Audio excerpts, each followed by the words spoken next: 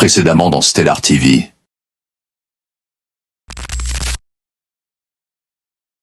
Et les purgeurs furent déclarés vainqueurs de la bataille. Il y a Dark Gamer et Monarch. Et répandait la terreur en vous usant au sommet de la purge.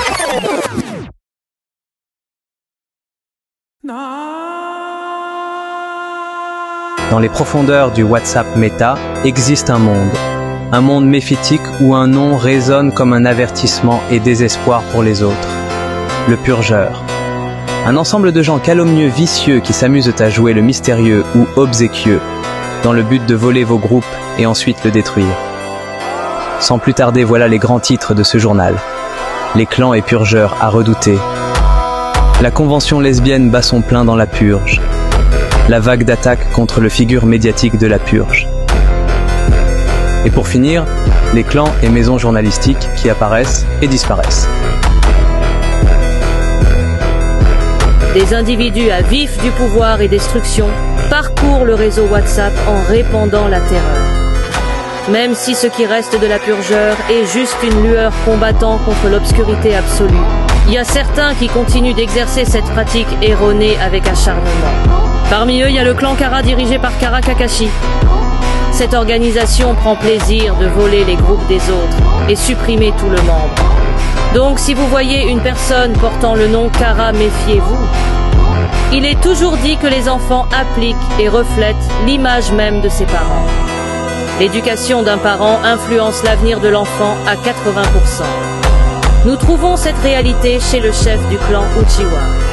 Sortant de la famille Hades, Brunice Uchiwa décide de poursuivre son propre chemin tout en appliquant ce qu'il a appris par son père. Le clan Uchiwa ravage Meta en appliquant des activités nuisibles aux utilisateurs de WhatsApp. Et il y a la famille Shelby. Spécialisée dans l'art de la manipulation, cette organisation n'échappe pas aux individus hostiles à qui vous devrez surtout pas faire confiance.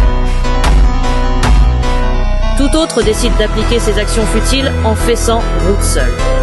Ils ont appelé les purgeurs solo. Un se démarque parmi les autres. Dark Gamer. Il écrit sa légende en volant et détruisant des groupes. L'un des meilleurs purgeurs actuels. Un nom à redouter. L'un de nos sources nous rapporte qu'il n'agit pas seul.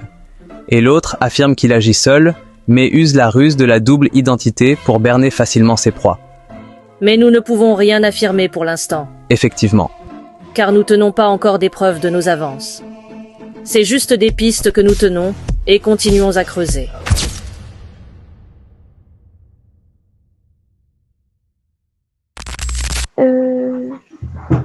Premièrement, j'ai trompé Dave avec mon propre fils.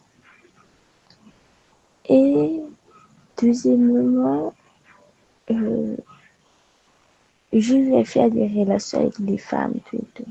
Donc voilà ce que j'ai fait. Elle est venue m'expliquer que ouais, elle a eu à faire des bails avec la meuf de Def.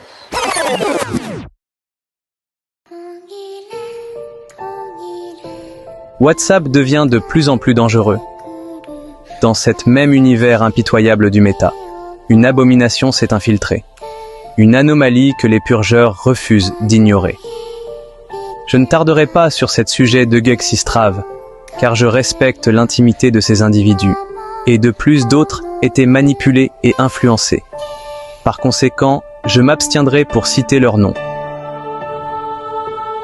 Le réseau lesbienne, une tâche sur l'ordre établi, une hérésie qui défie les lois ordinaires. Contrairement aux clans et familles légitimes qui imposent leur domination par la force et la peur.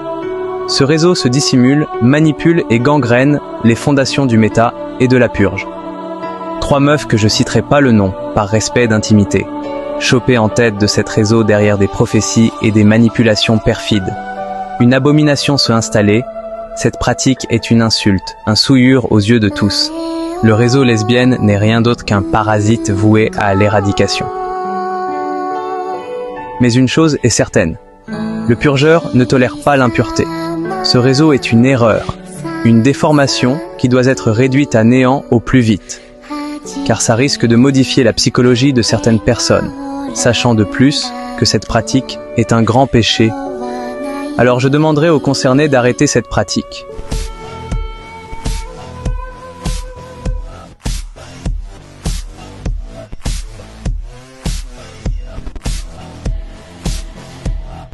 Dans le méta, le clan Niades ne se contente plus d'inonder l'espace d'information.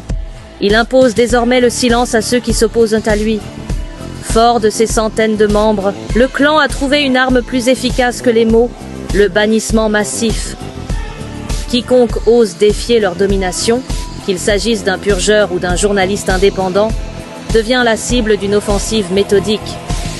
Signalement en rafale, plaintes coordonnées, pression continue sur les modérateurs. En quelques minutes, un compte disparaît, effacé comme s'il n'avait jamais existé. Peu importe la crédibilité ou la neutralité, seul compte l'obéissance à leur hégémonie. Si frapper les purgeurs est une chose, s'en prendre aux journalistes en est une autre. Ces derniers, garants de l'impartialité et de la transmission des faits, sont essentiels à l'équilibre du monde de la purge. Leur rôle est d'informer, de mettre en lumière les vérités, et non de se retrouver réduits au silence sous le poids d'une censure injuste. En les attaquant, le Niades ne cherche pas seulement à vaincre ses ennemis, il cherche à modeler une réalité où seule sa voix subsiste. Mais dans un méta où la parole est aussi une arme, étouffer toutes les voix finit toujours par provoquer un soulèvement. Car si l'on peut effacer un adversaire, on ne peut pas faire taire la vérité indéfiniment.